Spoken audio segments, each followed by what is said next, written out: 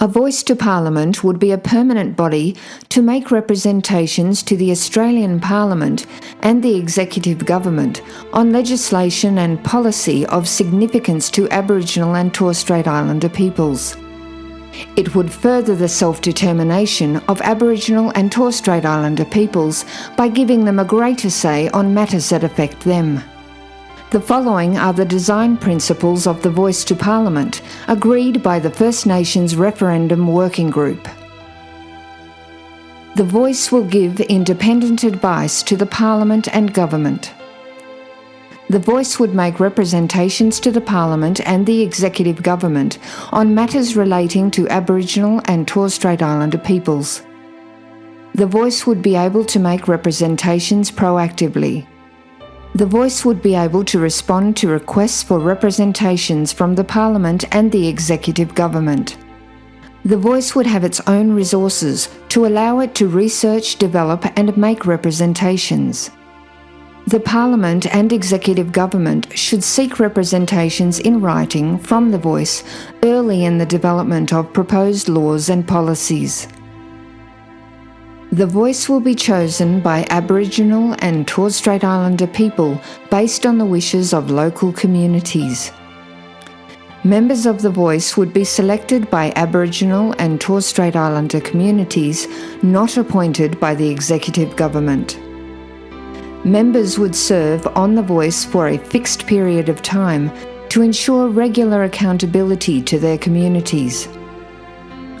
To ensure cultural legitimacy, the way that members of the Voice are chosen would suit the wishes of local communities and would be determined through the post-referendum process. The Voice will be representative of Aboriginal and Torres Strait Islander communities, gender-balanced and include youth. Members of the Voice would be Aboriginal and/or Torres Strait Islander according to the standard three-part test.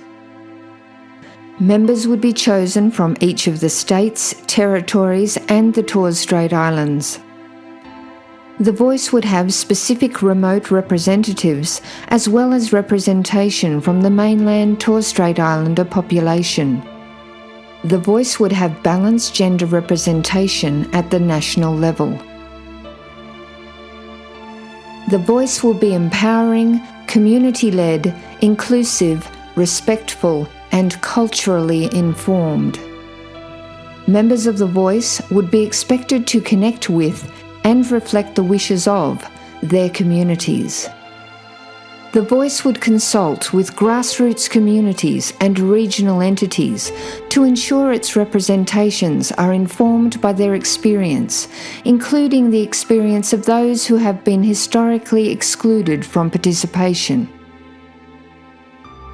The Voice will be accountable and transparent.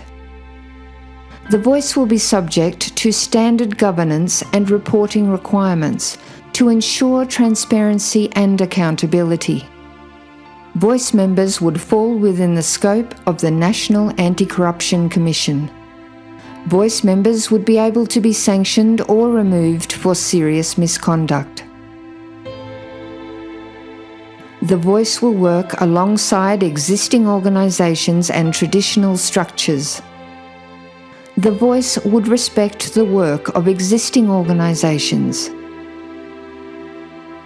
The Voice will not have a program delivery function. The Voice would be able to make representations about improving programs and services, but it would not manage money or deliver services. The Voice will not have a veto power.